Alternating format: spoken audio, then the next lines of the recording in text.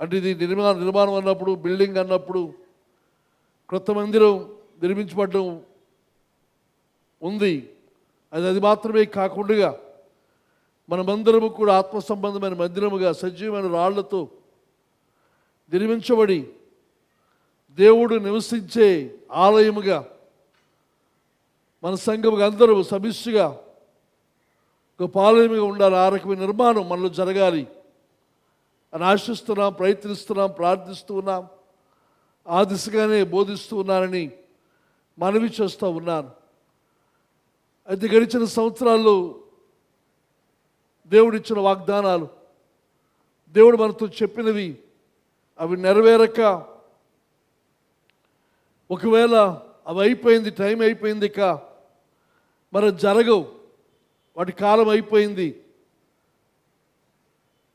చాలామంది ఉద్యోగస్తులు తెలిసి మాటలు, మార్చి 31 లోపు బడ్జెట్ ఖర్చు పెట్టకపోతే ల్యాప్స్ అయిపోయింది అంటారు.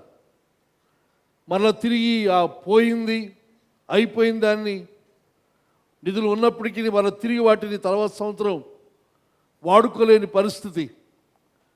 కనుక దేవునికి వాగ్దానాలు కూడా ల్యాప్స్ అయిపోయాయి.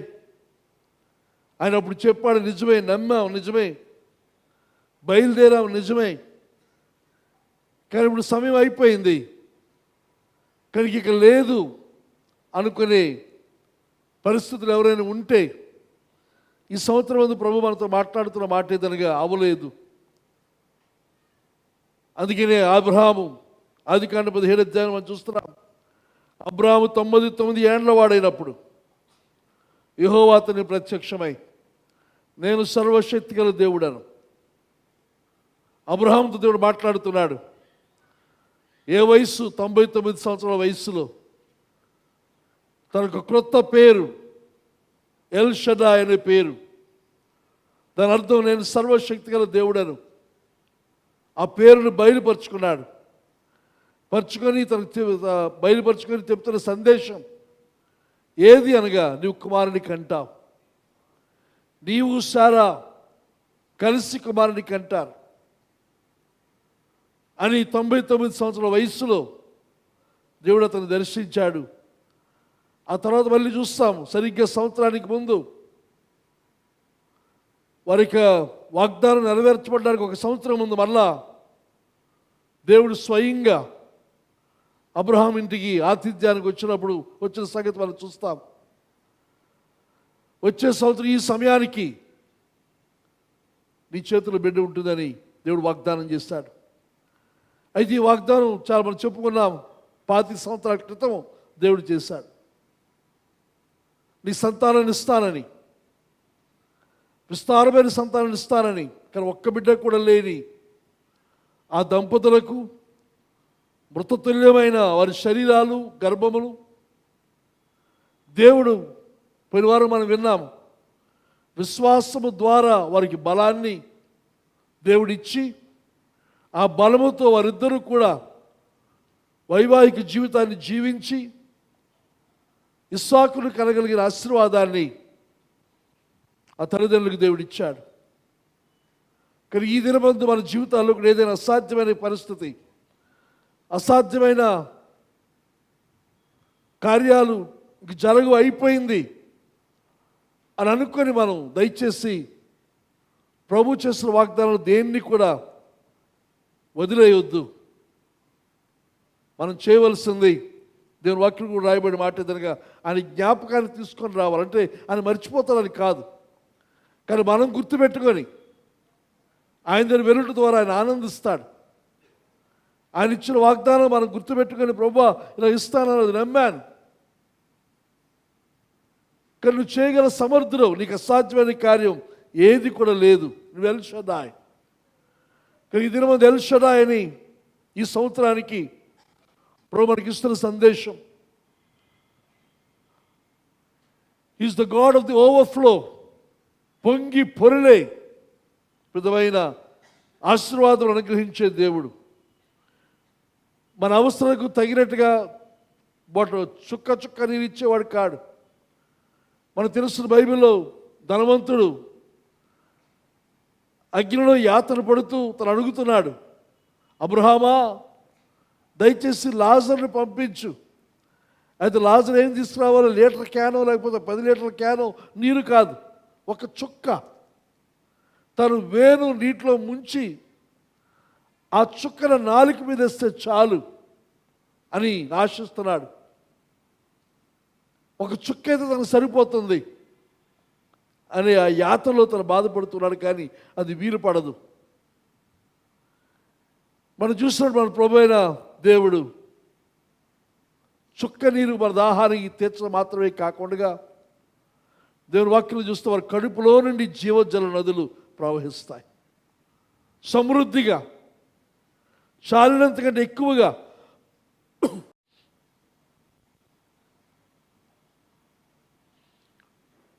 ఇచ్చే దేవుడని మనం ఇచ్చేస్తా ఉన్నాను. కనుక మన వ్యక్తిగత జీవితాల్లో కానీ, మన కుటుంబాల్లో కానీ, సంఘముగా కానీ నిరాశపడకుండా, ఇంక అయిపోయింది ఇక అవ్వదు అనుకోకుండా, మనం నమ్మితే నమ్మువానికి ఎవరన్నారు ఈ మాట? ఎవరన్నారు ఈ మాట? ప్రభు అన్నాడు, నమ్మితే, నువ్వు నమ్మితే నమ్మువానికి సమస్తము సాధ్యం. ఆయనకు అసాధ్యమైన కార్యం ఏది కూడా లేదు. మనం ఏది నమ్మితే దాన్ని నెరవేర్చగలిగిన సమర్థుడు ఆయన. సరైన దాన్ని నమ్ముదాం, శ్రేష్టమైన దాన్ని నమ్ముదాం, ప్రభువు చూపించిన దాన్ని నమ్ముదాం. ఏదో మనం సొంతంగా వేరే కల్పించుకొని ఇలాగుంటే బాగుండు అలాగుంటే బాగుండు అనుకోకుండా, ప్రభు ఏం చూపించాడు మనకి ఏం వాగ్దానం చేశాడు, ఆ వాగ్దానాన్ని అనుసరించి మనం ప్రార్థన చేద్దాం.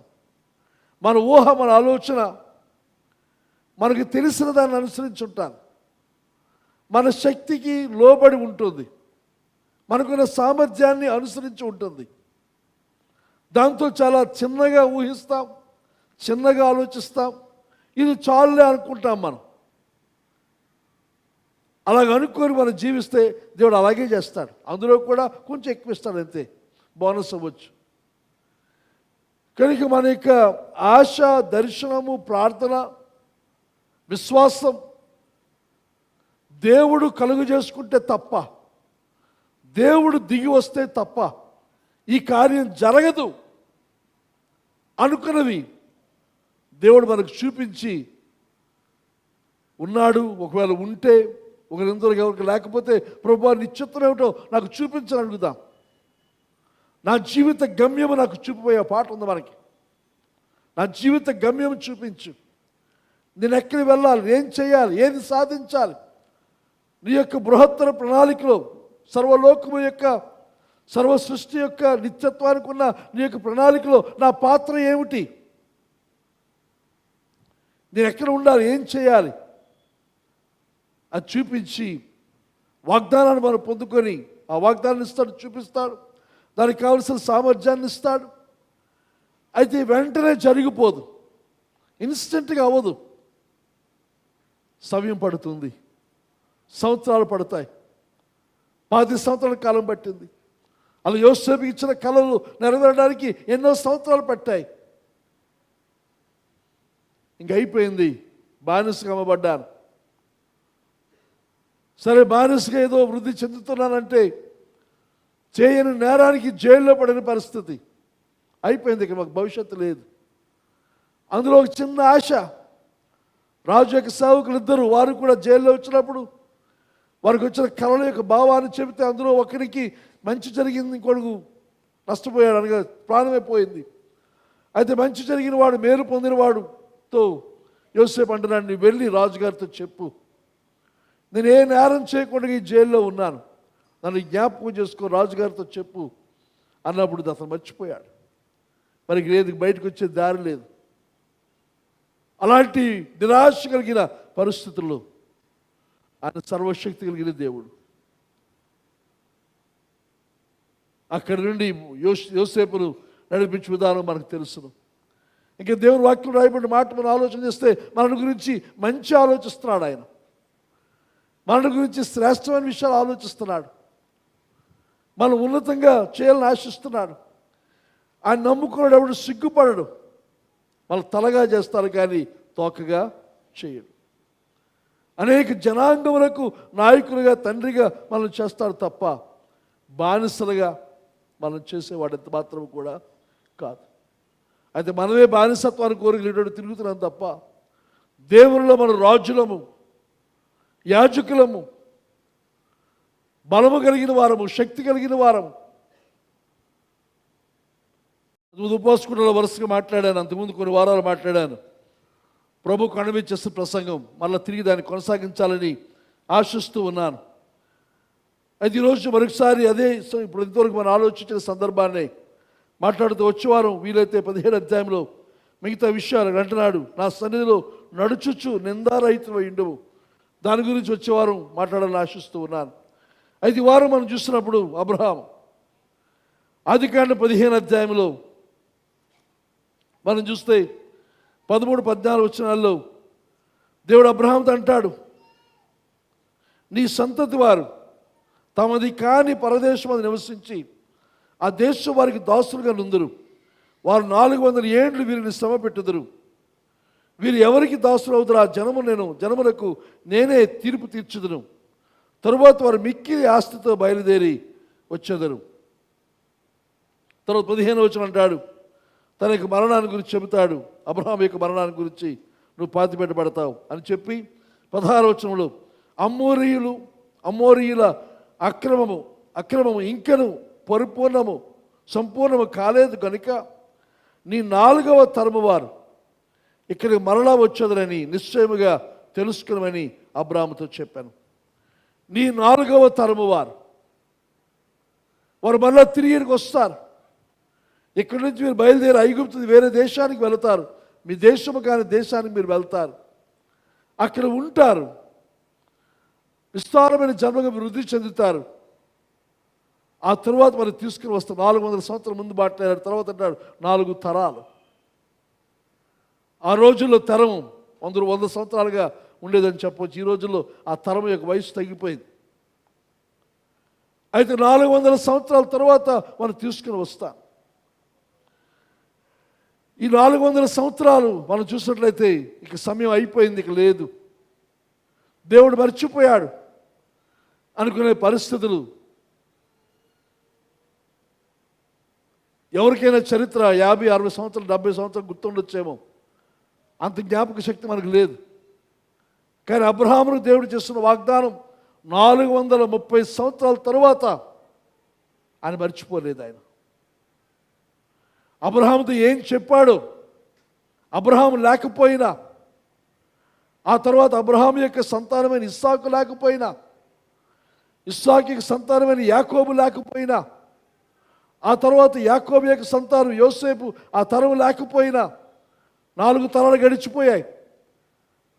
వీరందరూ లేకపోయినా దేవుడు మాత్రం దానిని మర్చిపోలేదు.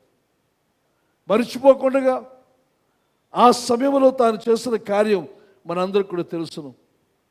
ఈ విషయాలు వారు నమ్మారు కూడా. ఆదికాండం 16వ అధ్యాయం మొదటి 4 వచనాలు చూస్తే అబ్రహాం భార్య అయిన సారాయి అతని పిల్లలు కనలేదు, ఆమెకు హాగరును, అది 16 కాదు 46, క్షమించండి, ఆదికాండం 46. అప్పుడు ఇశ్రాయేలు తన కలిగినదంతయు తీసుకుని ప్రయాణమై బెయేర్షెబాకు వచ్చి తన తండ్రి అయిన ఇస్సాకు దేవునికి బలు అర్పించాను. ఇక్కడ చరిత్ర చాలా గడిచిపోయింది. అబ్రహాము మృతి పొందాడు. అయితే యాకోబు ఇప్పుడు ఐగుప్తు దేశానికి వెళ్ళే ముందు జరుగుతున్న కార్యం ఇది. తన తైత అంతా తీసుకుని ఐగుప్తు బయలుదేరుతున్నాడు.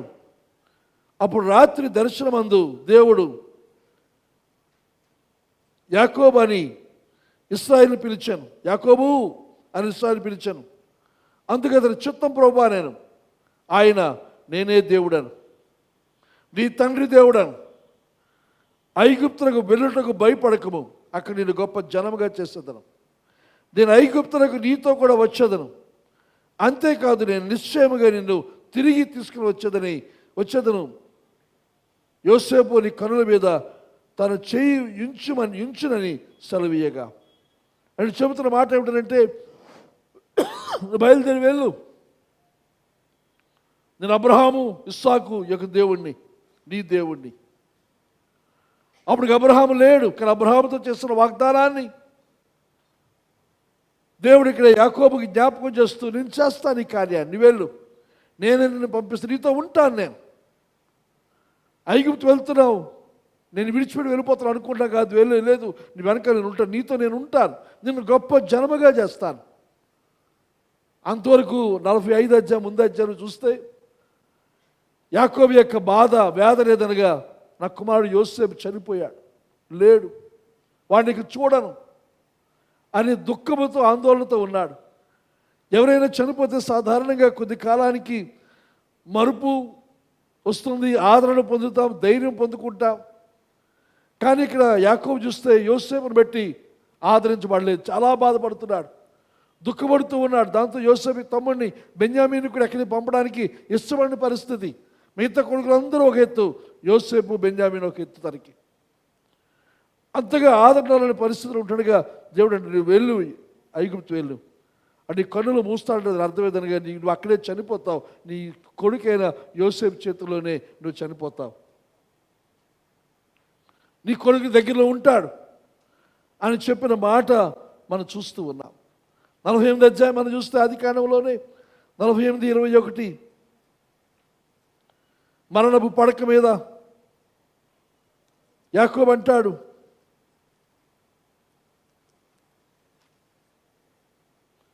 మరి ఇశ్రాయేలు, ఇదిగో నేను చనిపోవచ్చున్నాను.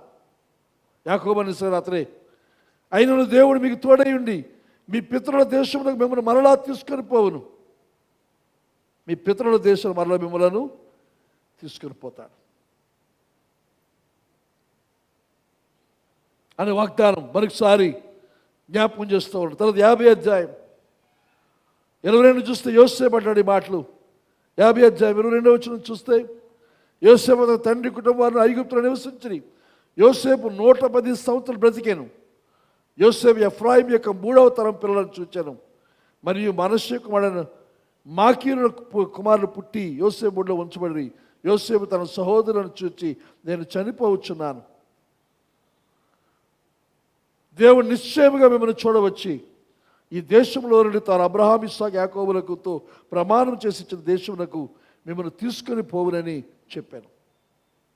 మరి యోసేపు, దేవుడు నిశ్చయముగా మిమ్మల్ని చూడవచ్చు, అప్పుడు మీరు నా ఎముకలను ఎక్కడి నుండి తీసుకుని పోవాలని చెప్పి ఇశ్రాయేలు కుమారుల చేత ప్రమాణం చేయించుకున్నాను. యోసేపు 110 సంవత్సరాల వాడే మృతి నొందాను. వారు సుగంధ ద్రవ్యములతో అతని శవమును సిద్ధపరిచి ఐగుప్తు దేశమందు ఒక పెట్టెలో ఉంచిరి. చూసినది విశ్వాసం. ఇక్కడ దేవునికి వాగ్దానం నమ్ముతున్నారు. అబ్రహాం చనిపోయాడు, యాకోబు చనిపోయాడు. ఇప్పుడు చూసినప్పుడు యోసేపు కూడా చనిపోతున్న సమయంలో వారికి నమ్మకం ఏదనగా, వాగ్దానం చేస్తున్న దేవుడు నమ్మదగినవాడు, అది దాన్ని వమ్ము చేయలేదు ఆయన. కనుక బైబిల్ మనకు రుజువు, సాక్ష్యం ఏదనగా, బైబిల్లో ఉన్న దేవుడే మనం సేవిస్తున్న దేవుడు. అదే యథార్థత, అదే నమ్మకత్వం, అదే శక్తి, అదే బలము కలిగిన వాడు ఆయన. కనుక మనకి ఏదైనా సరే విశ్వాసాన్ని మన మాత్రం కోల్పోకూడదు. విశ్వాసం ఉంటే బలము దానంతట అదే వస్తుంది. విశ్వాసం మన బలము పొందుకుంటాం. 430 సంవత్సరాల తర్వాత మోషే నాయకత్వంలో ఈ పని కొరకు మోషేని దేవుడు ఏర్పాటు చేసుకున్నాడు. మోషే పుట్టే సమయానికి మనకు అందరికీ కూడా తెలుసు, శాస్త్రం ఏదనగా మగ పిల్లలు పుట్టడానికి వీలు లేదు. ఒకవేళ పుట్టితే వారు చంపేయాలి, ఆడపిల్లలను బ్రతకనివ్వాలి, మగ పిల్లలను చంపాలి. అలాంటి కాలంలో, అలాంటి శాస్త్రం ఉన్న కాలంలో మోషేకి తల్లిదండ్రులు ఆ బిడ్డను పెంచారు, పెద్ద చేశారు. తర్వాత తను పెరిగాడు, పెద్ద అయిన తర్వాత అంటే 40 సంవత్సరాల వయస్సులో తను పెద్ద అయ్యాడు. ఆడపిల్లలు 13, 12, 15, 18 అలా పెద్ద అవుతుంటారు, కానీ మగవాళ్ళు కొంచెం లేటుగా పెద్ద అవుతారు. మోషే పెద్దవాడు అవడానికి 40 సంవత్సరాలు పట్టింది. 40 సంవత్సరాలు అయిన తర్వాత అంటాడు, హెబ్రీ పత్రికలో మనం చూస్తాం, అల్పకాలము పాప భోగం అనుభవించడం కంటే దేవుని ప్రజలతో శ్రమ అనుభవించడం మేలని, ఫరో యొక్క కుమారుని అనిపించుకున్నట్టు కంటే ఇశ్రాయేలు జనాంగముతో ఉన్నవాడిగా తను ఉండాలని ఆశించిన వాడై ఐగుప్తును ఫరో యొక్క కోటను విడిచిపోయిన సంగతి వాక్యం మనం చూస్తాం. అయితే మోషే దేవుని యొక్క నడిపింపుతో మరి 40 సంవత్సరాలు తరబీదు పొందిన తర్వాత 80 సంవత్సరాల వయసులో మళ్ళీ తిరిగి ఐగుప్తులకు వచ్చి ఇశ్రాయేలు జనాంగా నడిపించాడు. నిర్గమకాండలో చూస్తాం. అది ఎంతో ప్రయాస, ఎంతో కష్టం, ఎన్నో అద్భుతాలు. ప్రతి అద్భుతం వెనక చూసినాక అయిపోయింది, మరికి లేదు, ఇక అవకాశం లేదు. ఫరో రాజు హృదయం కఠినపరచబడుతూ ఉంది. చివరికి మనకు తెలుసు నిర్గమకాండలో వారు బయలుదేరారు. ఫరో చివరికి వదలకు తప్పలేదు. బయలుదేరిన తర్వాత కొంత దూరం ప్రయాణం చేశారు. ఈలో మళ్ళా ఫరో హృదయం కఠినపరచబడింది. అతను మళ్ళా వీరు వెంట సులువుగా వదిలేసాం, మనకు బానిసలు లేరిక అని అనుకునే వారు వెంటబడిన సంగతి మనం చూస్తాం. చూసినప్పుడు ఇశ్రాయేలు జనాంగం అంతా మోషేతో సనుగుతూ మమ్మల్ని చంపడానికి తీసుకుని వచ్చావా? నిర్గమకాండ 14 అధ్యాయం 10వ వచనం చూస్తే, ఫరో సమీపించుచుండగా ఇశ్రాయేలీయులు కన్నులెత్తి ఐగుప్తీయులు తమ వెనక వచ్చి చూచి మిక్కిలి భయపడి యెహోవాకు మొరపెట్టిరి. అంతలో వారు మోషేతో, ఐగుప్తులో సమాధులు లేవని ఈ అరణ్యములో చచ్చుటకు మమ్మల్ని రప్పించితివా? మమ్మల్ని ఐగుప్తులో నుండి బయటికి రప్పించి మమ్మల్ని ఇట్లు చేయనేలా? మా జోలికి రావద్దు, ఐగుప్తులు దాసులమవుతామని ఐగుప్తులు మేము నీతో చెప్పిన మాట ఇదే కదా. మేము ఈ అరణ్యమందు చచ్చుట కంటే ఐగుప్తుల దాసులం ఒకటి మేలని చెప్పారు. చాలా త్వరగా నిరాశ. ఇక ముందు సమస్య కనబడగానే, కష్టం కనబడగానే, పని చేయవలసింది అని కనబడగానే మమ్మల్ని ఎందుకు తీసుకుని వచ్చావు? అక్కడ హాయిగా ఉన్నాం మేము అని ఒక రకమైన నిరాశతో, నిస్పృహతో నాయకుడిగా నడిపిస్తున్న వారికి కష్టము కలిగజేస్తున్న పరిస్థితులు చూస్తున్నాం. 26వ వచనం చూస్తే, అంతలో యెహోవా మోషేతో, ఐగుప్తీయుల మీదకి, వారి రథముల మీదకి, వారి రౌతుల మీదకి నీళ్లు తిరిగి వచ్చినట్టు సముద్రం మీద నీ చేయి చాపమనెను. దేవుడు అద్భుతాన్ని చేశాడు. 103వ కీర్తన 7వ వచనం మనం చూస్తాం. 103వ కీర్తన 7వ వచనం,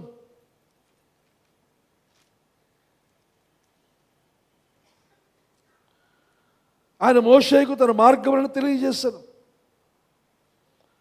ఆ మార్గం ఏదనగా సముద్రం ఎదురు ఉంది, వెనక్కి వెళ్ళడానికి ఫరో సైన్యం ఉంది. ఆ సముద్రం మీద నీ కర్ర చాపనగానే, లేక నీ చెయ్యి చాపనగానే సముద్రం 2 పాయలైన సంగతి. ఆ సముద్రంలో ఇశ్రాయేలు జనాంగం అంతా నడిచి వెళ్ళిపోతే, అదే సముద్రంలోనికి ఫరో తన రథములతో సైన్యముతో తాను దిగిపోయాడు. అది 26వ వచనం చదివిన సందర్భం ఏదనగా ఇశ్రాయేలు బయటకు వచ్చేస్తారు. ఫరో సైన్యం అంతా ఎర్ర సముద్రం ఉంటుండగా దేవుడు మళ్ళీ చేయి చాపనప్పుడు ఆ నీళ్ళను మళ్ళీ తిరిగి కలిసిపోయాయి. నిర్గమకాండ 15వ అధ్యాయం 8వ వచనం మనం చూస్తే, వారు బయటకు వచ్చిన తర్వాత వారు పాడుతూ ఉన్నారు. నీ నాసికారంధ్రములు ఊపిరి వలన నీళ్లు రాశిగా కూర్చబడెను, ప్రవాహములు కుప్పగా నిలిచాను, అగాధ జలములు సముద్ర జలముల మధ్య గడ్డ కట్టాను. ఆయన ఊపిరి విడిస్తే అక్కడ జరిగిన కార్యం ఏదనగా నీరు వడిగా ప్రవహిస్తున్న జలాలు రాశిగా పోయబడ్డాయి. అనగా అవన్నీ కూడా ఫ్రీజ్ అయిపోయాయి, ఐస్ అయిపోయింది, ఐస్ గడ్డగా మారిపోయిన పరిస్థితి అక్కడ మనం చూస్తూ ఉన్నాం. దాని మధ్య 6 నెలలు నడిచినట్టుగా ఇశ్రాయేలు జనాంగము నడిచారు. మన దేవుని యొక్క బలము, శక్తి చూడండి. అసాధ్యమైన కార్యం అది, పరిస్థితి అది. ఆ రోజుల్లో ఫరో సైన్యం, ఫరో బలము చాలా అధికమైనది. ప్రపంచమంతా కూడా వారికి వణికే సైన్యం కలిగిన వాడు ఫరో. గొప్ప సామ్రాజ్యం. ఎవరు కూడా వారితో తలపడి నిలవలేరు, గెలవలేరు. అలాంటి ఆ సైన్యం వారు వెనక వస్తూ ఉంటే మరి ముందుకు వెళ్ళడానికి దారి లేని పరిస్థితుల్లో, చుట్టూ అరణ్యం, కొండలు, వెనకాల చూస్తే సైన్యం, మరి మన పని అయిపోయింది అనుకునే పరిస్థితుల్లో సముద్రంలో మార్గములు కలిగినవాడు. ఆ మార్గాన్ని మోషేకు చూపించిన వాడు. కనుక మన జీవితంలో కూడా ఇక దారి లేదు, అయిపోయింది అనుకున్న పరిస్థితుల్లో మోషే వలె దేవుని ఎదుగు వెళ్ళి, ప్రభువా ఏం చేయమంటావు, ఏమిటి చిత్తం, తనతో ఉన్న వారందరూ సరుగుతున్న ఇందుకోసమే మమ్మల్ని తీసుకుని వచ్చావా బయటికి? అంతమంది 10 అద్భుతాలు చేశాడు దేవుడు, వాటిని చూశారు.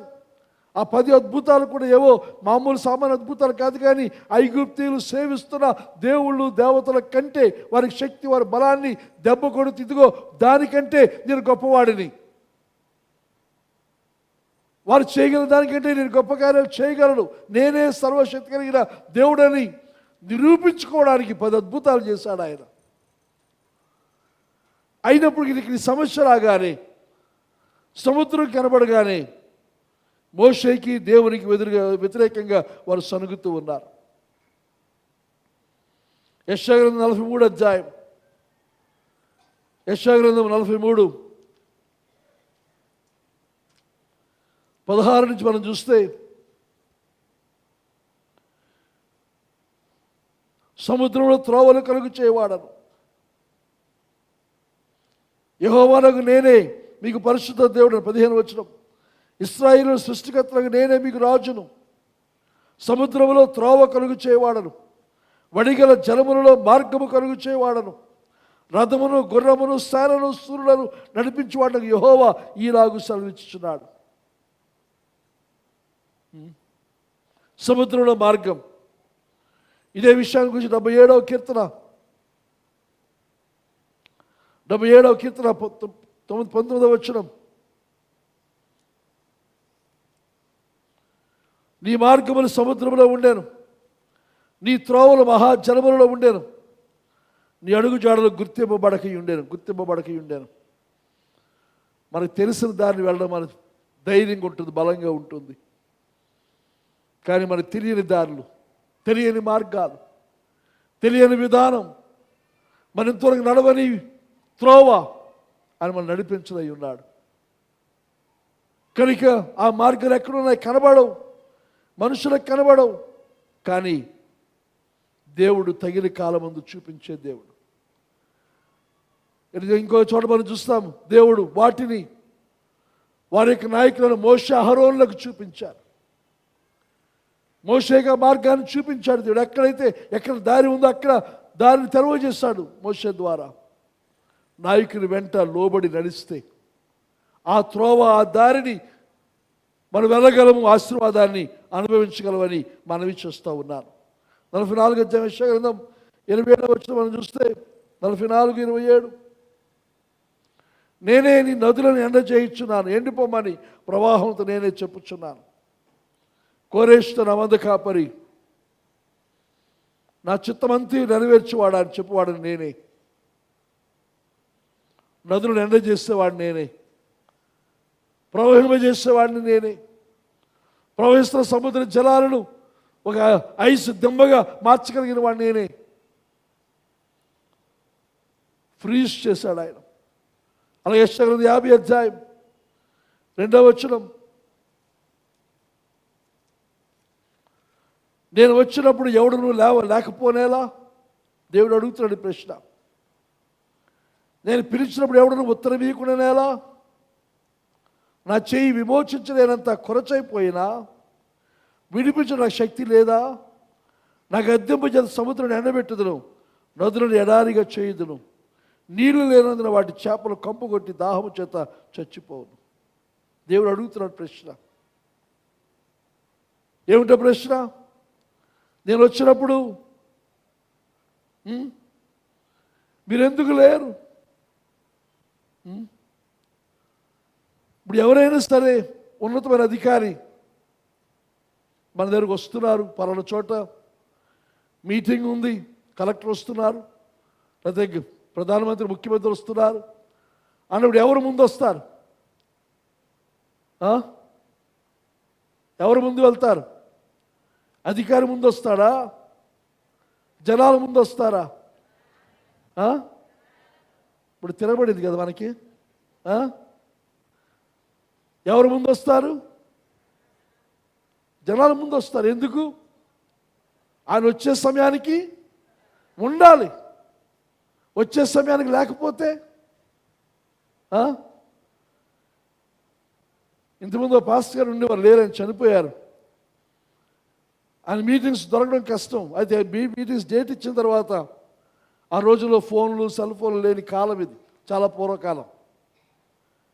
ఆయన ట్రైన్ ఎక్కి ఏ ఊరైతే మీటింగ్ ఆ ఊరు వెళ్ళేవాడు. అది వెళ్ళిన తర్వాత ఆ స్టేషన్ వచ్చిన తర్వాత తలుపు దగ్గరకు వచ్చేవాడు ఆయన. తలుపు దగ్గరకు వచ్చిన తర్వాత అక్కడ తను ఆహ్వానించిన వారు ఎవరు లేకపోతే అదే ట్రైన్లో ముందుకు వెళ్ళిపోయేవాడు ఆయన. మరి తిరిగి వచ్చేవాడు కాదు. ఇంకో భాస్కర్ తెలుసు నాకు, అలాగే ట్రైన్లో వచ్చేవాడు ఆయన. ట్రైన్లో వచ్చిన తర్వాత తను ఎవరైనా పోల్చుకు మా ఇంటికి రండి అంటే తీసుకెళ్ళిపోతే వెళ్ళిపోయాడు ఆయన. ఏ మీటింగ్స్కి వచ్చారు, ఎవరు పిలిచారు అది అనవసరం, ఎవరితో పడ్డదో వెళ్ళిపోయాడు ఆయన. అంటే ఆహ్వానించిన వారు సమయానికి అక్కడ లేకపోతే ఉన్నతమైన అధికారి ఏం చేస్తారు? వెనక్కి వెళ్ళిపోతారు. మనకు రావాల్సిన భరోసాలు, హామీలు, ధీమాలు రావు. దాంతో ఏం చేస్తాం? ముందు వెళ్ళి కూర్చుంటాం. మన చర్చిలో ప్రార్థన చేసేవారు, నవ్వు వచ్చేది నాకు ఆ ప్రార్థన. మాకంటే ముందుగా వచ్చిన సైతాన్ కూడా ముందు వచ్చేస్తాడట. మనకంటే ముందు వస్తాడు సైతాన్, అదేమో నాకు తెలియదు. మరి ఆ విశ్వాసంతో ప్రతి ప్రార్థనలో నాకంటే ముందు వచ్చిన సైతాన్ మనకంటే ముందు, మనందరికంటే ముందు దేవుడు వస్తున్నాడు. దేవుడు ఎదురు చూస్తూ ఉన్నాడు. ఆయన దినం వల్ల చేయి చాపి రండి, మనం రావాలని ఆశిస్తూ ఉన్నాడు. అంటున్నాడు, నేను వచ్చినప్పుడు మీరు ఎందుకు లేరు? మీ దోషులు బట్టి మీరు అమ్మబడి తిరిగి క్షమించండి. నేను పిలిచినప్పుడు ఎవడను ఉత్తరం ఇవ్వకుండా నేలా? ఆ కారణం చేతనే వాక్యంలో ప్రభు చెప్పాడు, ఎక్కడ ఇద్దరు ముగ్గురు నామం పెట్టి చేరి వారి మధ్య ఉంటాను అంటే ఇద్దరు ముగ్గురు వచ్చేసరికి ఉంటాడు ఆయన. ఇద్దరు వచ్చేసరికి ఉంటాడు, వారి మధ్య ఉంటాను. కనుక అందరికంటే ముందు ఆయన వస్తున్నాడు, ఇక్కడ ఉంటున్నాడు ఆయన. మన ఇద్దరులాగానే ఉంటాడు ఆయన. అలాంటిది అడుగుతున్నాడు ఇక్కడ, నేను వచ్చినప్పుడు మీరు ఎందుకు లేరు? నేను పిలిచినప్పుడు ఎందుకు జవాబు ఇవ్వడం, ఎందుకు స్పందించడం లేదు? నేను పిలిస్తే ఎందుకు పలకడం లేదు?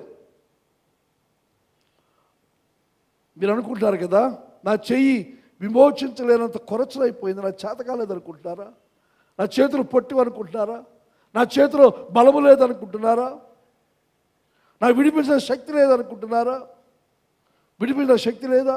నా గద్దెంపు చేత చెప్తున్నాడు తన బలం ఏమిటో. నా గద్దెంపు చేత సముద్రమును ఎండబెట్టుదును. సముద్రాన్ని ఎండబెట్టగలను నేను గద్దెస్తే. ఇందా చూసాం, ఆయన ఊపిరి విడిస్తే సముద్ర జలాలు గడ్డగట్టేశాయి. నేను సెలవిస్తే సముద్రాన్ని ఎండబెట్టేస్తాను. నేను కేక వేస్తే సముద్రం ఆరిపోతుంది. నదులను ఎడారిగా చేయవాలి. నేను నదులను ఎడారిగా చేస్తాను. ఎడారులు నదులుగా కూడా మార్చగలవాడు ఆయన. నీళ్లు లేనందున వాటి చేపలు కంపు కొట్టి దాహం చేత చచ్చిపోవును. కానీ తన బలము, శక్తి అలాంటిది. ప్రభు కోరుతున్నది ఎదురుగా వి నీడ్ టు రెస్పాండ్. మనం స్పందించాలి. దేవుని యొక్క బలము, దేవుని యొక్క మాటకు మనం స్పందించ బద్దులమై ఉన్నాం. మనం స్పందిస్తే అద్భుతములు చేయటం కొరకు ఆయన సిద్ధంగా ఉన్నాడు. ఆయనకు అసాధ్యమైనది ఏదీ లేదు. మనం దయచేసి మన చుట్టూ ఉన్న పరిస్థితులు, పరిణామాలు చూచి ఎలాగైతే ఎలాగెళ్ళగలం? అవదక అయిపోయింది. ఆ రోజులు పోయాయి. రోజులు పోలేదండి, అయిపోలేదు. 2024 చాలా శ్రేష్టమైన సంవత్సరముగా మనందరి జీవితంలో ఉండాలని దేవుని చిత్తం, దేవుని యొక్క ఆశ. సంఘముగా కూడా ఒక బలమైన సంఘముగా నిర్మాణమై పాతాళాలకు ద్వారములు ఛేదించుకుంటూ ముందుకు దూసుకొని పోయే సంఘముగా మనం ఉండాలని, దాని కొరకే దేవుడు గొప్ప సైన్యాన్ని, అదృశ్యమైన సైన్యాన్ని, ఇప్పుడు మనకు కనబడడం లేదు కానీ మనకు కనబడేది నిజమో నమ్ముతున్నాము, కానీ విషయం ఏదనగా మన చుట్టూ కూడా ఆత్మీయ లోకం ఆవరించి ఉంది. దేవుని యొక్క దూతలు మన చుట్టూ ఆవరించి ఉన్నారు. దేవుని యొక్క దూతల యొక్క భద్రత మన నిత్యం మనకుంటూ ఉంది. ఆత్మీయ లోకం మన వైపు చూస్తూ ఉంది. మన యొక్క ప్రార్థనలు ఈ ఆత్మీయ లోకాన్ని ఛేదించుకుంటూ దేవుని సన్నిధికి వెళ్ళి జవాబులు అందరికి వస్తూ ఉన్నాయి. మన ఆశించే విషయాలన్నీ కూడా నెరవేర్చబడడం చూసి మనం మాత్రమే కాకుండా ఆత్మీయ లోకం, దేవదూతలు, పరలోక పొందిన ప్రభు ఆనందిస్తూ ఉన్నాడు. మన సేవ ద్వారా, మన కార్యం ద్వారా, మన స్వార్థ ద్వారా ఒక్క వ్యక్తి రక్షించబడితే దేవుడు పరలోక పొందిన దూతలతో ఆయన విందు చేసుకుంటాడు, ఆనందిస్తాడు. ఆయన ఆత్మీయ లోకం మన వైపు చూస్తూ ఉంది. కానీ మనము అవిశ్వాసంతో దేవుడు ఏం చేయగలడు? ఆయనకి అసాధ్యం, చేయి కొరచైపోయింది, ఆయన శక్తి లేదు. ఇప్పుడప్పుడు జరిగాయి కానీ ఇప్పుడు జరగవు అని అనుకుంటే ఆత్మీయ లోకం చూచి విచారిస్తుంది. అయ్యో, దేవుడు చేయగలిగే కార్యాలు చదివి, చూచి, విని, అనుభవించి ఇలా మాట్లాడుతారేటని ఆత్మీయ లోకం విచారిస్తూ ఉంది. చివరికి వాగ్దాన దేశం వెళ్ళారు ఇశ్రాయేలు జనాంగం. ఒక పోరాటం, యుద్ధం జరుగుతూ ఉంటే, ఇవన్నీ చదవడానికి సమయం లేదు కానీ యెహోషువ గ్రంథంలో మనం చూస్తాం. ఆ యుద్ధంలో చీకటి అయిపోయి, ఈ రోజునైతే యుద్ధం రాత్రి పగలు యుద్ధం చేస్తున్నారు. కానీ ఆ రోజుల్లో యుద్ధాలు పగలే జరిగేవి. చీకటి అయితే యుద్ధం చేసేవారు కాదు. చీకటి అయిన తర్వాత ఎవరు గుడాలను వారు వెళ్ళిపోవడం, మళ్ళీ తెల్లవారిన తర్వాత మనం యుద్ధం చేయడం. అయితే యెహోషువ యుద్ధమును జయిస్తున్న పరిస్థితుల్లో యెహోషువ గ్రంథం 10వ అధ్యాయం చూద్దాం. లేకపోతే యెహోషువ గ్రంథం 10వ అధ్యాయం 13వ వచనం మనం చూస్తే యెహోషువ ప్రార్థన చేస్తున్నాడు.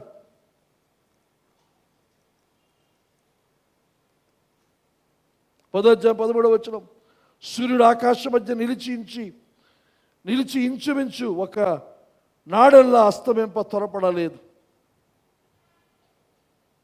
12 చూద్దాం. యెహోవా ఇశ్రాయేలు ఎదుట అమోరీయులను అప్పగించిన దినమున ఇశ్రాయేలీయులు వినుచుండగా యెహోవాకు ప్రార్థన చేశారు. యుద్ధం జరుగుతూ ఉంది. ఇశ్రాయేలు ఎదుట అమోరీయులను దేవుడు అప్పగించిన దినం అది. అమోరీయులతో యుద్ధం చేస్తున్న ఇశ్రాయేలు జనాంగం. మోషే లేడు. యెహోషువ నాయకత్వంలో జరుగుతుంది యుద్ధం. యెహోషువ ప్రజలందరూ వింటుండగా ఓ ప్రార్థన చేస్తాడు. సూర్యుడా, నీవు గిబియోనులో నిలువు. చంద్రుడా, నువ్వు అయ్యాలోను లోయలో నిలువుము. జనులు తమ శత్రువుల మీద పగ తీర్చుకునే వరకు సూర్యుడు నిలిచెను, చంద్రుడు ఆగెను అను మాట యాషారు గ్రంథంలో వ్రాయబడి ఉన్నది. అనగా బైబిల్లో మాత్రమే కాకుండా బయట వేరే గ్రంథాల్లో కూడా చరిత్రలో లిఖించబడింది. 13వ చంద్రనాడు సూర్యుడు ఆకాశ మధ్యను నిలిచి ఇంచుమించు ఒక నాడల్లా అస్తమింప త్వరపడలేదు. సూర్యుడు ఆకాశం మధ్య రోజంతా నిలిచిపోయింది. అంటే దేవుడు ఎల్ షడ్డాయ్ ఎలాంటి వాడు? యుద్ధం జరుగుతూ ఉంది. సూర్యుడు అస్తమిస్తే యుద్ధం ఆపేయాలి. ఆపేస్తే మనం రేపటి ఎలా ఉంటుందో పరిస్థితి. కానీ ఈరోజు యుద్ధం ముగించబడాలి అని యెహోషువ ప్రార్థన చేసి బిగ్గరగా తన ఆజ్ఞాపించగా సూర్యుడు అక్కడాగు, చంద్రుడు అక్కడాగు. అయితే మనకి సైన్స్ తెలిసిన వారం, చదువుకున్న వారం మనకు తెలుసు సూర్యుడు ఆగడం కాదు, చంద్రుడు ఆగడం కాదు. అక్కడ ఆగింది ఏమిటి? భూమి. మొత్తం సర్వ సృష్టి ఆగిపోయింది. వారి యొక్క భ్రమణాలు ఆపి ఒక లాగితే నాశనం అయిపోవాలి. కానీ దేవుని యొక్క మాట మీద ఆగితే, దేవుని యొక్క ప్రజలు వారు యుద్ధం చేస్తుండగా యుద్ధంలో వారి విజయాన్ని అనుగ్రహించడం కోసం తాను నియమించిన ప్రకృతి నియమం, భూమి నిరంతరం తన చుట్టూ తాను తిరుగుతూ సూర్యుని చుట్టూ తిరగాలి. ఆ భ్రమను ఆగడానికి వీల్లేదు. దాన్ని ఆపాడు ఆయన. ఎవరి కోసం? యెహోషువ మాట మీద. ఇశ్రాయేలు జనాంగానికి విడుదల ఇవ్వడానికి, అమ్మోనియల నుంచి సంపూర్ణమైన జయాన్ని ఇవ్వడానికి. ఇంకా మనం చూస్తాం 2వ రాజుల గ్రంథానికి వస్తే, హిజ్కియా కొరకు నువ్వు ఒక సూచన అడుగు అన్నప్పుడు హిజ్కియా అంటాడు, ఎండ గడియారం టైం ముందుకు వెళ్ళడం పెద్ద విశేషం కాదు. నీడ, ఆ రోజులు మనకు ఈనాడు వాచీలు కాక నీడను బట్టి సమయాన్ని చెప్పేవారు. అది ఎండ గడియారం, మెట్లు ఉండేవి, ఆ మెట్లు లెక్కను బట్టి ఈ టైం ఇంత అని చెప్పగలిగేవారు. కనుక ఎండ గడియారంలో నీడ ముందుకు వెళ్తే కాలం ముందుకు వెళ్తుంది, కనుక సహజంగా ముందుకు వెళ్తుంది. కానీ హిజ్కియా అడుగుతారు, అలా కాదు, ఈ ఎండ గడియారంలో వెనక్కి రావాలి. అంటే ఈ ముళ్ళు, ఇలా తిరుగుతున్న ముళ్ళు వెనక్కి తిరగాలి. అని వెనక్కి తిరగాలంటే ఏమిటి జరగవలసిన పని? యెహోషువ నాయకత్వంలో జరిగింది, ఆగిపోయింది ప్రకృతి. కానీ ఇక్కడ హిజ్కియా కొరకు ప్రవక్త చేస్తున్న కార్యం ఏదనగా ఆగిపోవడం మాత్రమే కాకుండా వెనక్కి తిరగడం, రోజులు వెనక్కి వెళ్ళడం, గంటలు వెనక్కి వెళ్ళడం.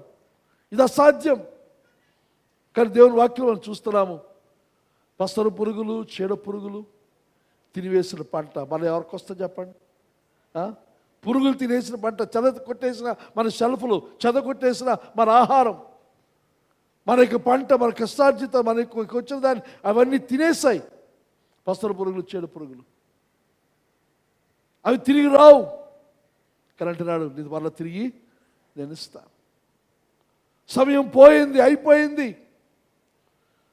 మరి వెనక్కి వెళ్ళలేం. కానీ దేవునికి అసాధ్యమైన కార్యం ఏదీ లేదు. మనం గతంలో పోగొట్టుకున్న వాటిని, గతంలో మనం నష్టపోయిన వాటిని, ఒకవేళ మన తప్పిదం వల్ల, మన తప్పిదం లేకుండాగాను ఏ విధం చేత నష్టపోయినప్పటికీ మనం మారు మనసు పొంది ప్రభు ఎద్దుకు వచ్చి ప్రభుతో మన విషయాన్ని చెప్పుకుంటే, ఆయన ఎల్ షడాయ్, సర్వశక్తి కలిగిన దేవుడు. ఒక దేవుని సేవకుడు ప్రార్థించగా సూర్యచంద్రులు ఆపిన దేవుడు, ఒక ప్రవక్త తీసుకున్న సవాళ్ళను అనుసరించి సృష్టి వెనక్కి నడిపించిన దేవుడు, ఆయనే ఎల్ షడాయ్. ఇంకా మనం చూస్తాం మొదటి రాజుల గ్రంథంలోనే ఏలియా కరిమేలు పర్వతం మీద తాను చూసిన బలి రాళ్ళు ఏర్పాటు చేశాడు, దాని మీద కట్టెలు పేర్చాడు, దాని మీద బలి పశువులను పెట్టాడు, ఆ బలి చుట్టూ, ఆ కట్టెల చుట్టూ కందకం తవ్వించాడు, నీళ్లు పోయమన్నాడు. పైనుంచి నీళ్ళు పోస్తూ ఉంటే కట్టెలు తడిసిపోతున్నాయి, పశువు తడిచిపోయింది, అలాగే అప్పుడే వధించిన జంతువు పచ్చిది, కింద కందకాలు కూడా నీళ్ళతో దింపబడిన పరిస్థితి. అయితే దేవుడు చూసినప్పుడు, మోషే క్షమించిన ఏలియా చూసిన ప్రార్థన చేస్తాడు, అగ్ని పరలోకం దిగి రావాలి. దిగి వచ్చి దేవుని వాక్యం మనం చూస్తాం, ముందుగా బలి పశువు దహనమైంది, ఆ తర్వాత కట్టెలు, ఆ తర్వాత రాళ్ళు, ఆ తర్వాత కందక మంది ఉన్న నీరు, ఇదంతా కూడా నాకి వేసిందని చూస్తాం వాక్యంలో. సాధారణంగా అగ్ని యొక్క లక్షణం ఏంటి చెప్పండి? మీరు చూసారో లేదో కానీ నేను కొన్ని రోజులు వరస పెట్టి చూశాను. చెత్త కాల్చడం, ఆ చెత్త అంతా రాసిపోతుంది. ఎవడైనా చెత్త నిప్పు అంటించాలి, ఎక్కడ అంటిస్తారు నిప్పు చెప్పండి? నాకు చెప్పాలి, నీళ్ళు తాగుతాను నేను. అమ్మా, కిందన ఖాళీ చేసి పెట్టాలి. కానీ నేను చూసిన అద్భుతం చెప్పమంటారా? నిప్పులు తెచ్చి, మంట తెచ్చి పైన పెడుతున్నారు. ఆ మంట మీద పెడితే ఎంత కాలుతుంది? కనుక ఆ చెత్త ఎప్పటికీ కాలుతుంది. ఎందువల్ల? పైనుంచి పైకే పోతుంది. కానీ చెత్త కాల్చాలి అని అంటే పొయ్యి ఉండాలి, అక్కడ మంట పైన ఉంటుందా కింద ఉంటుందా? దమ్ బిర్యానీ వేరనుకోండి, కానీ కింద పెట్టాలి మంట, కింద నుంచి పైకి వెళ్తుంది మంట. కానీ ఇక్కడ చూస్తే ఏలియా ప్రార్థన చేసినప్పుడు ఆ మంట పైనుంచి కిందకి దిగింది. కట్టెలు కాల్చాలి బలి పశువుని, కానీ కట్టెలు కాకుండా పైనుంచి ఒక అగ్ని దహించింది. కట్టెలు దహించింది, రాళ్లను, ఇసుక, నీటిని నాకి వేస్తున్నట్టుగా వాక్యంలో మనం చూస్తాం. అగ్ని యొక్క సహసిద్ధమైన లక్షణాన్ని కూడా తన ప్రజల యొక్క ప్రార్థనకు, ఏలియా ప్రార్థనకు మార్చాడు ఆయన. అలాగే దానియేలు, షడ్రకు, మేషకు, అబేద్నెగోలు అగ్నిగుండంలో పడవేయబడి అగ్ని చేయవలసిన పని ఏమిటి? కాల్చాలి. కానీ వాక్యం మనం చూస్తున్నాము, షడ్రకు, మేషకు, అబేద్నెగోలకు ఏమైంది? అగ్ని వాసన కూడా అంటలేదు. అగ్ని వాసన అంటలేదు. ఎంత అద్భుతమైన సంగతి! నూతన నిబంధనలోనికి వస్తే యోహాను సువార్త 14వ అధ్యాయం, యోహాను సువార్త 14వ అధ్యాయం. నాతో ఉన్నారా? టైం అవ్వలేదు. నా భయానికి నేను వాచి చూసుకున్నాను తప్ప టైం అయిపోయిందని కాదు. ఏమంటారు? మాట్లాడు. నేను పిలిచినప్పుడు ఎందుకు పలకరు? 14వ అధ్యాయం 9వ వచనం. యేసు, పిలుపు, నేను ఎంతకాలం యొద్ద ఉండినను నీవు నన్ను ఎరగవా? నన్ను చూచిన వాడు తండ్రిని చూచున్నాడు కనుక తండ్రిని మాకు కనపరచమని ఎలా చెప్పుచున్నావు? He that has seen me has seen the father. ప్రభు ప్రకటిస్తూ, నన్ను చూచిన వాడు తండ్రిని చూచాడు. నన్ను చూచిన వాడు తండ్రిని చూచాడు. అనగా తండ్రి అనే దేవుడు యేసులో మనకు కనబడుతూ ఉన్నాడు. యోహాను సువార్త 8వ అధ్యాయం 56వ వచనం, 8:56. మీ తండ్రి అయిన అబ్రహాము నా దినములు చూతునని మిగులు ఆనందించను, అది చూచి సంతోషించాను. ప్రభు అంటున్నాడు ఇక్కడ, నీ తండ్రి అయిన అబ్రహాం, మీ తండ్రి అయిన అబ్రహాము నా దినాన్ని చూడాలని ఆశించాడు, చూచాడు, ఆనందించాడు. అందుకు యూదులు అంటున్నారు, నీకింక 50 సంవత్సరాలైనా లేవే, నీవు అబ్రహామును చూచితవా అని ఆయనతో చెప్పగా, నీ వయసు చూస్తే 50 కూడా లేదు, నువ్వు అబ్రహామును చూచానంటున్నావు. యేసు అబ్రహాం పుట్టక మునిపే నేను ఉన్నాను అని మీతో నిశ్చయముగా చెప్పుచున్నాను. అబ్రహాము కంటే ముందు ఉన్నాను అని చెబుతూ, ఇక్కడ తెలుగులో మా మాట నేనున్నాను అని వస్తుంది, కానీ ఇంగ్లీష్లో చూసి మనకు అర్థమయ్యేది అది సరైనదే, తప్పని చెప్పట్లేదు నేను. ఇంగ్లీష్ చూసినట్లయితే, even before Abraham was I am, నేను ఉన్నవాడను. ఇది ఎక్కడికి వెళ్తుంది అని అంటే, మోషేతో దేవుడు మాట్లాడినప్పుడు, నీ పేరేమిటి ప్రభువా, నేను వెళ్ళి నీ జనాంగాన్ని చెప్పాలి కదా అన్నప్పుడు, మోషేకి అక్కడ దేవుడు బయలుపరుచుకున్న పేరు ఐ యామ్, నేను ఉన్నవాడను. ఐ యామ్, నేను ది గ్రేట్ ఐ యామ్ అని ఆయన గురించి మనం చెప్పుకోవచ్చు. నేను ఉన్నవాడను. యేసు ప్రభు అక్కడ యూదులకు చెబుతున్న మాట ఏదనగా, ఐ యామ్గా నేనున్నానని మోషేతో బయలుపరుచుకున్న ఆ దేవుణ్ణే నేను. ఆ ఐ యామ్ ఆయన నేనే. ఈ ఎల్ షడాయ్ దేవుణ్ణి ఐ యామ్ను కూడా నేనే. కానీ నేను ఉన్నాను.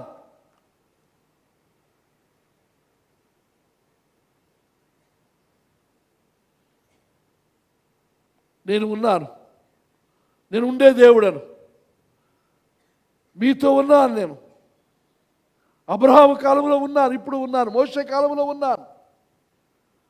మనకు తెలుసు, యోహాను సువార్త మనం చూస్తాం, 5,000 మంది భోజనం. కొన్ని దినాలు వారు ఆహారం లేదు. అక్కడ 5 రొట్టెలు 2 చిన్న చేపలతో 5,000 మందికి సమృద్ధిగా భోజనం పెట్టి 12 గంపలు ఎత్తిన సంగతి మనం చూస్తాం. తర్వాత ఇంకో సందర్భంలో 7 గంపలు ఎత్తిన సందర్భం 4,000 మందికి. అది చూచి ఆ పరిస్థితి చూసి అసాధ్యం అనుకుంటున్నారు. యోహాను సువార్తలో చూస్తాం, ఆయన ఏం చేయనే ఉన్నాడు అని ఎరిగి ఉండి వారిని పరీక్షించడం కోసం వీరికి ఆహారం పెట్టాలంటాడు. ఇది ఎలా సాధ్యం? మన వల్ల కాదు అనుకుంటే, మీ దగ్గర ఎంత ఉంది, ఏముంది? మా దగ్గర 5 రొట్టెలు 2 చేపలు ఉన్నాయి. కూర్చోబెట్టి జనులు కూర్చోబెట్టండి, బారులు తీరు కూర్చోండి, పంక్తులుగా కూర్చోబెట్టండి, గుంపులుగా కూర్చొని పెట్టండి అని చెప్పి ఆయన ఆశీర్వదించి వారికి ఇస్తూ ఉంటే వారు వడ్డిస్తూ ఉన్నారు. వారందరూ తృప్తిగా తినిన తర్వాత ఏదో రేషన్ లాగా ఇవ్వడు ఆయన, బొటాబొటిగా ఇచ్చేవాడు కాదు. సమృద్ధిగా ఇచ్చి ఆ తర్వాత మిగిలిన ఏరమన్నప్పుడు 12 గంపలు ఏరారు.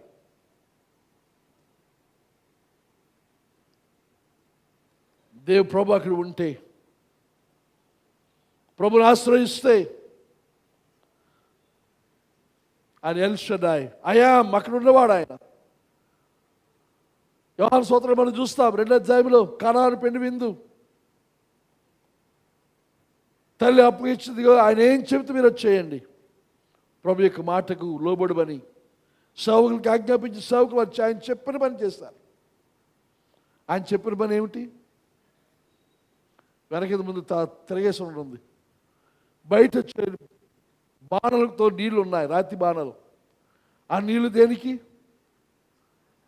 వస్తున్న వారు, ఇంటికి వచ్చిన వారు ఆ నీళ్ళతో వారి కాళ్ళు చేతులు కడుక్కొని లోపలికి వస్తారు. అది ఎప్పుడు వాడతాం? అది రాకముందు, వారు రాకముందు సిద్ధపరుస్తాం రాతి బాణలు. అతిథులు రాకముందు మన పెళ్ళిళ్ళలో బయట నిలబడతారు ఆడపిల్లలు, చేతిలో సీసాలు పట్టుకొని, చేతిలో పొలాలు పట్టుకొని, అది ముగ్గు కొనుక్కోవడానికి చెవి కొనుక్కొని మా పనికి వస్తాయి. ఆ పొలాలు ఇచ్చి ఎప్పుడు ఇస్తారు? ఆ పొలాలు లోపల బయట నుంచి లోపలికి వస్తూ ఉండగా ఇస్తారు. అది లోపలికి అందరూ వచ్చేసిన తర్వాత ఆ పొలాలు అనవసరం, ఆ సీసాలు అనవసరం, అక్కడ ఆడపిల్లలు కూడా అనవసరం కదా. వాళ్ళ పని లేదు. ఇక అందరూ లోపలికి వచ్చేసారు. భోజనం అవుతూ ఉంది, పెళ్ళి అయిపోయింది, భోజనాలు అవుతూ ఉన్నాయి, ద్రాక్షారసం అయిపోయింది. అది సేవకులతో ప్రభు చెబుతున్న మాట, నీరు రాతి మనం, అయ్యా మనకు కొత్తగా పెళ్ళి కాదండి, ఇది అయిపోయింది పెళ్ళి, వచ్చేసారు జనం, ఇప్పుడు భోజనాలు చేసి వెళ్ళిపోతారు. ఇక ఈ టైంలో వారికి కావాల్సిన కడుక్కోవడానికి నీళ్ళు కాదు, వారికి ఏం కావాలి? ద్రాక్షారసం. మరి ఆ రోజులు సేవకులు మాట్లాడేవారు కాదు. ఇప్పుడు పనులు చేస్తున్నప్పుడు మనం ఇక మందిరి గడ్డ మొదలుపెట్టి పనులు చేస్తున్నప్పుడు తేడా తెలుస్తుంది నాకు. ఇంతకుముందు పనివారు వచ్చినప్పుడు మన పని చేస్తున్నాడు, వారి దృష్టి మన మీద ఎలాగుండేదంటే, అయ్యా మాకు పని కల్పించారు,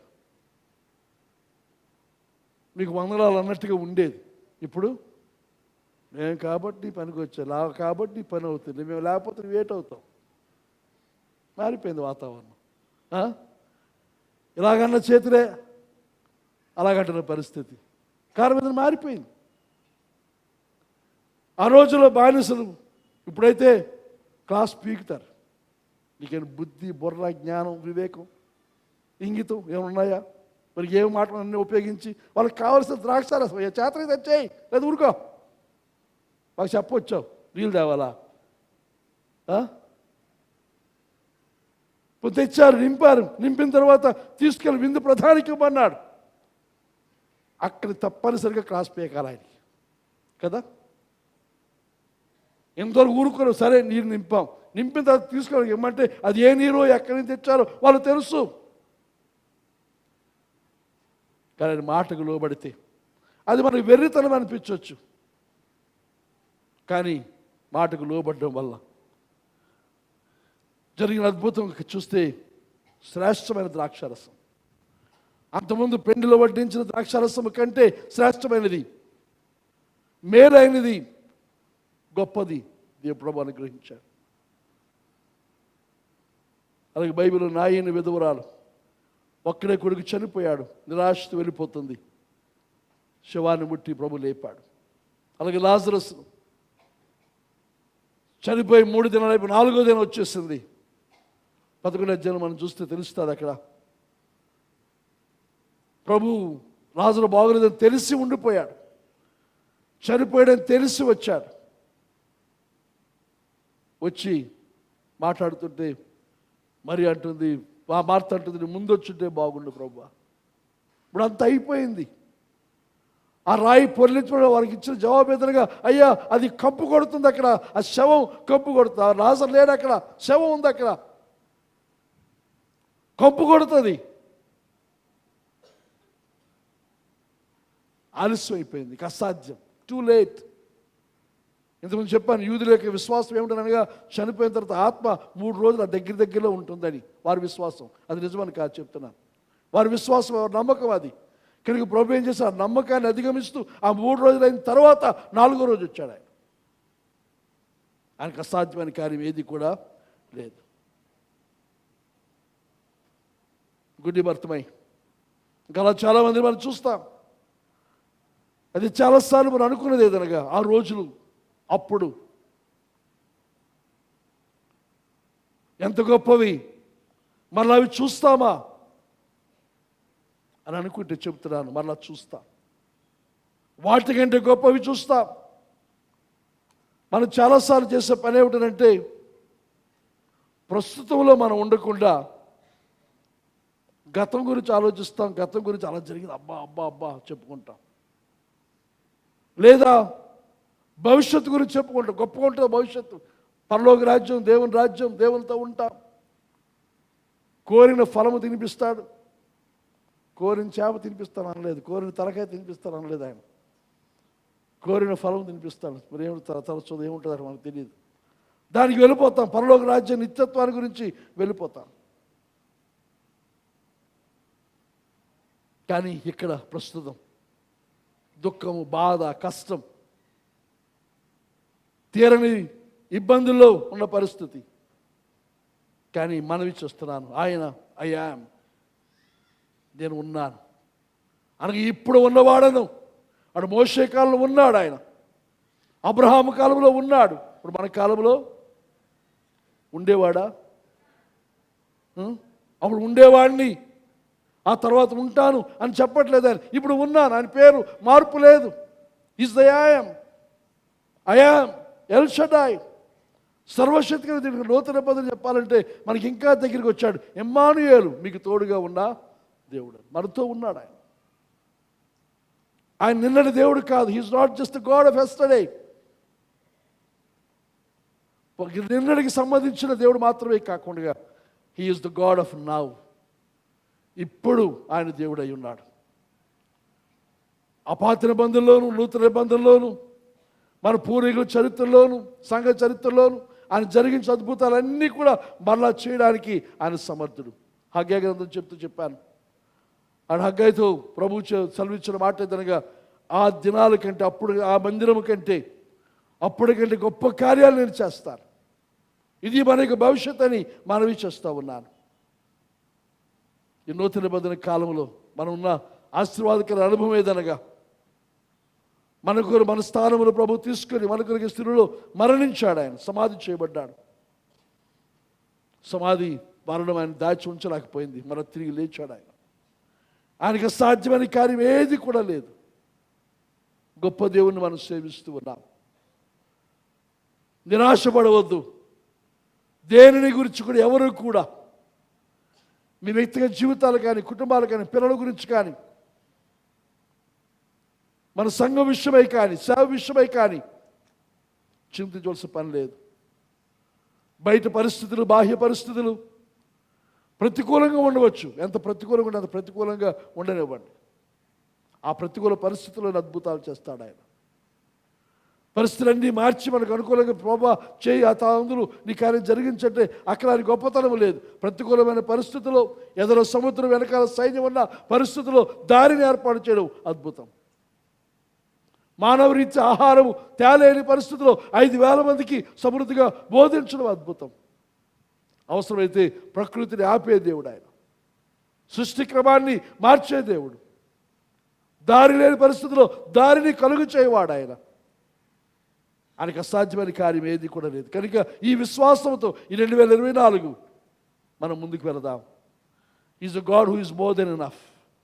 చాలిన దానికంటే ఎక్కువైన దేవుడు, మనకు అవసరమైన దానికంటే ఎక్కువ ఇచ్చే దేవుడు. Is the God of the overflowing. పొంగి పొరలే అనుభవంలో నడిపించేవాడు. కానీ ఈ బలంతో మనం లేచి నిలబడది ఏం చేద్దాం?